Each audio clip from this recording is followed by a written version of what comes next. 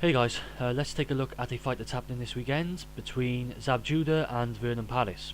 This is an IBF Junior Welterweight Eliminator. The fight's happening in Brooklyn, New York, which is Zab Judah's hometown. Bear this in mind. And I think that Zab Judah actually wins this fight. I think he stops Vernon Paris in the middle rounds. But it's an interesting fight nonetheless, because Vernon Paris is quite hotly touted by some. He's a prospect coming up. He's unbeaten. But looking at his record, the only really notable quality name on his record for me is Tim Coleman, and he did win that fight by TKO in the 7th round, I believe. But he was down himself in the 2nd round, and he did have trouble early on against Tim Coleman. The reason he has trouble for me is that when he comes in on the attack, his chin's just there for the taking. It's just unreal how open he is when he comes in, and I think that's a major flaw in his game. And I think that this suits Zab Judah to a T. If Zab Judah's on his game, he can, he's quick, he's slick, he can counter punch, and he will punish you. Once he hits you, you stay hit.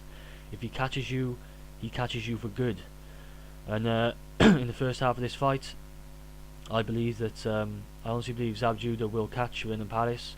Maybe he'll go more to the middle rounds, but early to middle, I think Vernon Paris is quickly going to realise that his chin is just there for the taking, and Zab Judah will punish you.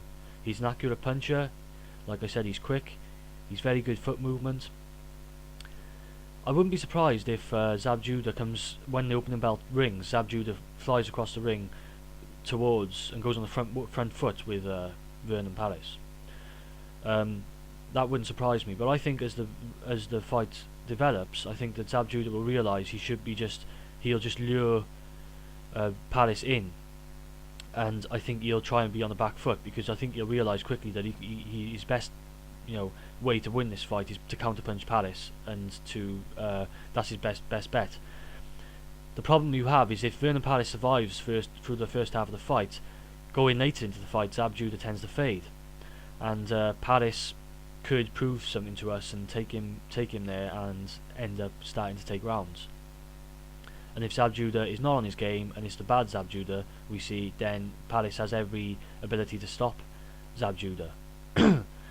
Because Paris has some power. I'd like to see him pop the jab a bit more rather than just holding it out there, because I think he just holds it out there sometimes, which is good to keep a feeling.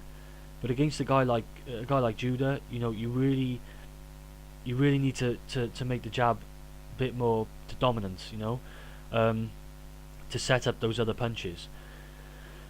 It's definitely going to be a rangefinder for him in this, because we know Zab Judah's got really good head movement and he's really difficult to pin down.